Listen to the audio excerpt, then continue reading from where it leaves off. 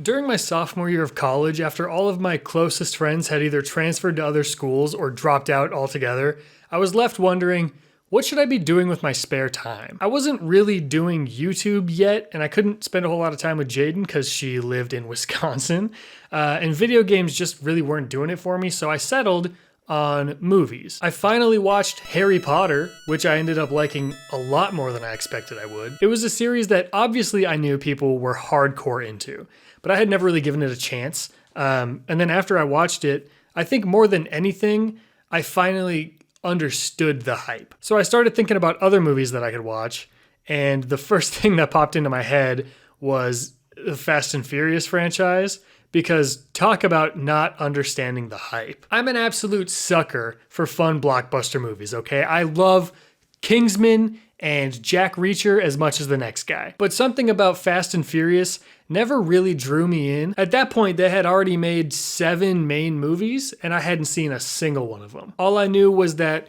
Ludacris was in there somewhere. It helped launch Charlie Puth's career, and Vin Diesel was always talking about like family or something. There's always room for family. But I figured if a franchise is bringing in this kind of money, they must be putting out a decent product, right?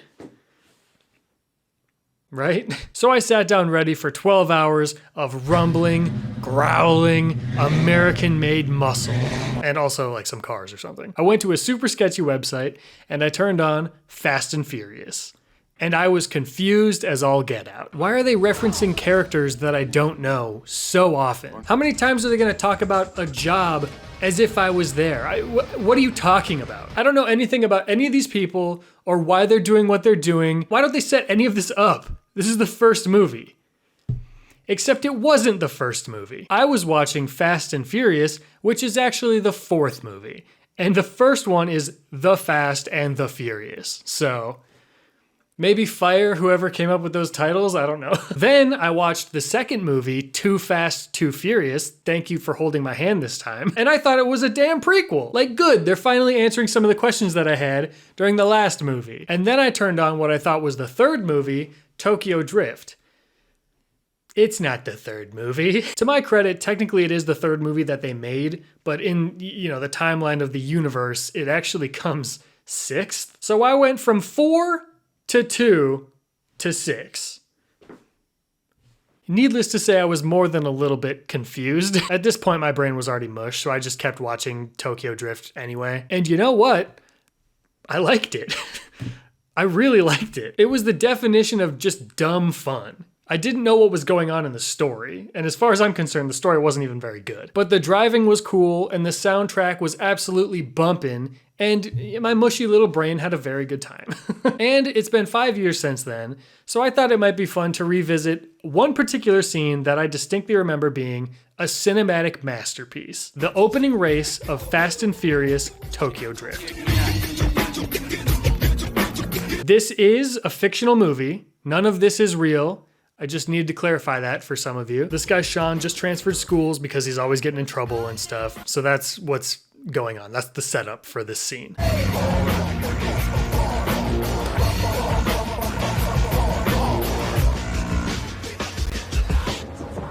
Dude, chill. I think she's supposed to be a minor. I get that the actors aren't usually actually minors, but like, I can't be the only one that thinks it's weird when there's sex scenes in like Friday Night Lights or Riverdale. Okay, that's my hot take for the day.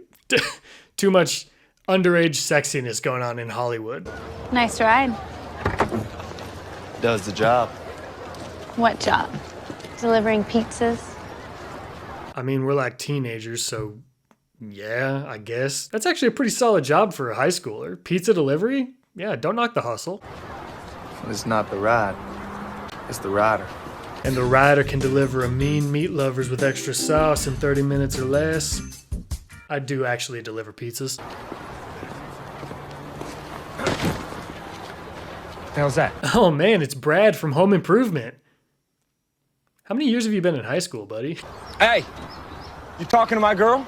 Oh shit, here we go. Yeah. She was just admiring my ride. No, dude, I think she was making fun of it. My grandma's Buick could smoke that piece of shit trailer trash. What about your daddy's Viper? Did you just insult my car? You fucking son of a piece of shit. This beast's got 500 horsepower and a Borla exhaust system. It does 0 to 60 in like 4.3 seconds. That's about right. That's about right. Yeah, dude, you've got the sickest car. Your car's sick as frick! You're so cool and your car is so sexy. I'm a completely substanceless background character. That's about right. That's about right. Is this kid wearing number 75? A lineman's number? What is he, like 165 pounds? You're telling me he's gonna hold off a D tackle? Most unrealistic part of this movie, probably. Wow. You can read the brochure.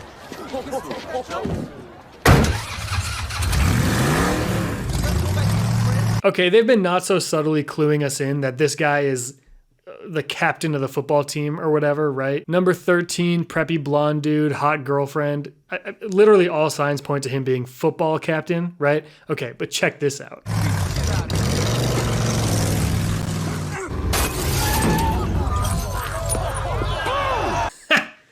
Dual sport athlete. Pretty impressive, huh?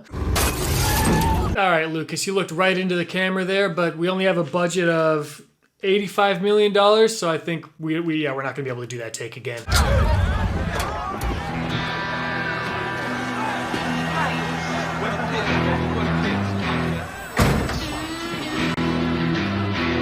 We've got pretty much every single early 2000s fashion trope going on in just these two shots here. The slanted hat, the armband, pop polo collar, sleeveless hoodie, and who could forget whatever this is.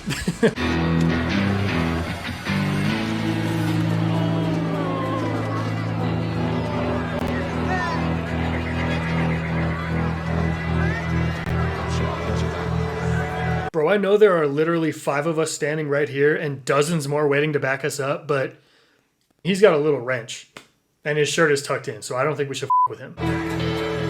Why don't you nice boys let your cars do the talking? I only race for pink slips. How about me?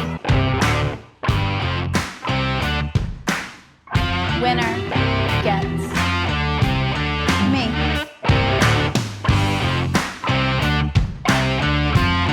No. Why? Why? Why would either of them agree to this? Her boyfriend is just like, well, I guess this is happening. She makes me compete for her affection at least once a week.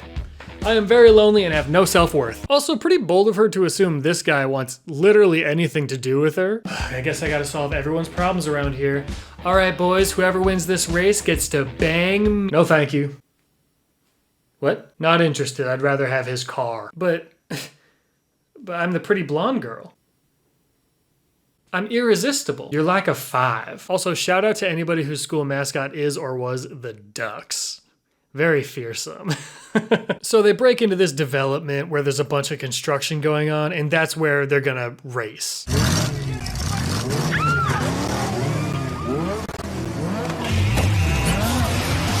And the Viper wins. The Viper wins. But this is a fictional movie, as I mentioned earlier, so let's just see how it plays out.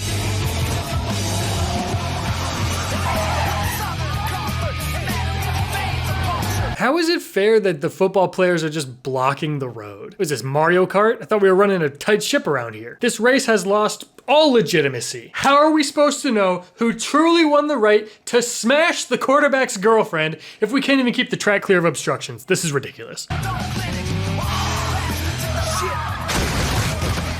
You sounded pretty confident earlier for a guy who can't drive in a straight line. I only race for pink slips.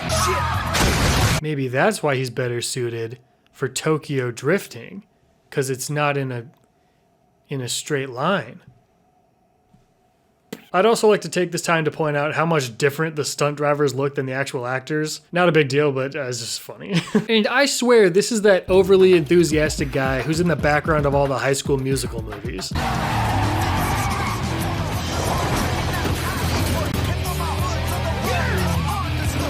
Okay, I know this can't be Mario Kart now because I played plenty of that in my day, and I know that if you go into the dirt, 9 times out of 10 it's slowing you down, all right? He didn't even have a mushroom. Absolutely careless. How are you ever gonna hook up with his girlfriend now?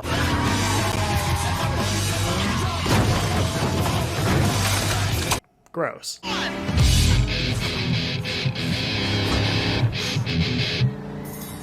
I thought you loved me. I'm sorry, what? You're losing, Brad. I thought you loved me. Dude, giving up your body for a street race was your idea, okay? Not mine. Well, what am I gonna do? If you lose, I literally have to be with that guy. I said it out loud. It's the law now. You're right. There's literally no way you can not do that. He's gonna legally own me. He'll legally own you, yeah, that's how it works. Well, better yank this stick and hope for the best.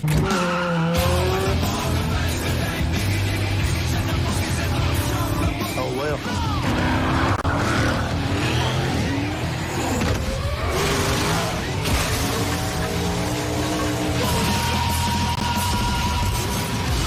I beg your pardon, did you say, oh well, before you floored it and bulldozed through that house? What the hell? I think these movies have gotta feel so disrespectful to the stunt drivers who actually work on them. Like, they've been training for years and years, you know, constantly working to get better and perfect their driving. And, you know, then some jerk comes around and writes a movie where a teenager can do all those same things that they can do. And then the stunt drivers still have to go out there and do all the real work and make it look legit. Guess I got a new date for prom.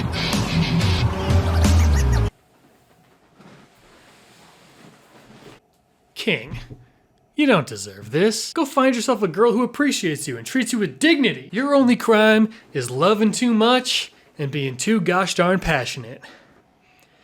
And multiple counts of vandalism and reckless driving, illegal street racing, and, you know, overall just being kind of a dick. Yeah, you know, maybe losing your girlfriend today is the least of your worries.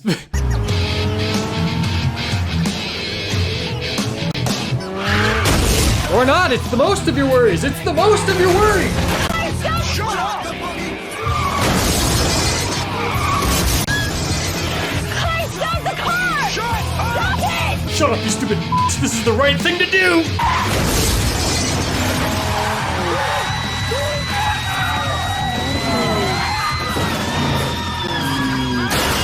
Oh no!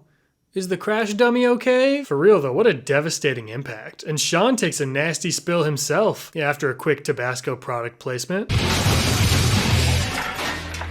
I can't believe the movie went and killed every character that we know so far. What a bold move. Oh, they're all completely fine. Just chilling in the lobby of the police station? All right, pack it up, boys. We're done here. I know I've been poking fun and making jokes, but there are a couple of really cool things that I noticed going on that I missed the first time I watched the movie. First of all, every single time Sean goes around a tight corner, he totally whiffs it. He completely messes up, which, spoiler alert, is foreshadowing later on in the film when he gets his ass absolutely handed to him by this other guy, DK, because he's not able to make those tight turns in a parking garage race. And then, you know, he has to learn how to drift properly. Tokyo Drift, right? It's full circle, in order to beat DK in the final race. So it all started in the very first scene, and I did not notice that the first time. Also, Clay, that's this guy, his name isn't actually Brad, clearly has the better car here, but Sean keeps catching up every single time he falls behind. He ends up back right with him. And it shows that not only is Sean like super determined and the superior driver, but he was also right about Clay not knowing anything about his car earlier. This beast's got 500 horsepower and a Borley exhaust system. It does 0 to 60 in like 4.3 seconds. That's about right. That's about right. Yeah. Wow. You can read the brochure. Clay's behind the wheel of this beast, and he doesn't know how to control it. Because if he did, he would be smoking Sean. So even with an obvious advantage, he's the lesser man here, which leads to him feeling even more emasculated when his girlfriend offers herself up as a prize that he's probably gonna lose, and she doesn't seem to really give a shit. So him going buck wild, you know, and smashing into Sean's car isn't just him being a dumb jock who's mad about losing the race. It's more layers to it than that. He's probably terrified that he's losing everything that matters to him. His macho facade is being torn away by this new kid that nobody even knows. And Clay just can't handle that, so he ends up lashing out and screwing himself over. His character is actually a lot deeper than he seems to be on the surface, I think. Do I sound like your 7th grade English teacher? Altogether, I really do think it's a pretty powerful scene, actually. But that doesn't matter, because it's still fun to just make jokes about it. Because that's what I do. I know I only talked about this one scene, but the movie itself is such a black sheep in the franchise that it really does a good job at standing alone as its own film. If it doesn't have Fast and Furious tagged onto its name, and if Vin Diesel doesn't show up for 1 minute at the end of the movie, it works as its own film. Does it have the best acting? No. Okay, is it a great representation of what Tokyo is actually like? I've never been there, but I'm guessing no. Is it a fun turn off your brain and watch cars go fast type of flick? Abso-freaking-lutely, dude. With how insane and over the top the newer movies in the franchise keep getting, not that I've seen them, but that's what I've heard. So I guess take that with a grain of salt. It's just refreshing to see what things were like in the franchise before they completely jumped the shark. It just feels like a good mix of blockbuster nonsense and early 2000s teen movie writing. And I think the opening scene does a great job of getting all of that across. Dang. Am I a legitimate and respected film reviewer now? That's crazy, dude. I should make a Rotten Tomatoes account. When Justin blows up a car in Fast and Furious, he was intending to blow it up. I asked my followers on Twitter what their opinions of the movie were, and, you know, the responses could not have been more split. I'm just glad to know that even though this movie performed worse than any other Fast and Furious movie at the box office, I'm not the only one that thought it was very charming. Which, by the way, follow me on Twitter and Instagram and all that BS. All right, y'all, that's all I got for you this time. Thank you so much for watching. Am I the only YouTuber that didn't plug my merch for Black Friday or Christmas stuff? Screw it. Maybe there will be another video next week as well. If you know, you know. An extra thank you to all of my patrons. Those that are listed here are in the top tier, and man, y'all are fast and furious. That was super lame. All right, I'll get a haircut and I'll finish decorating next year. I will talk to you again very soon. Goodbye. 30 minutes late to the party. The food's getting cold, but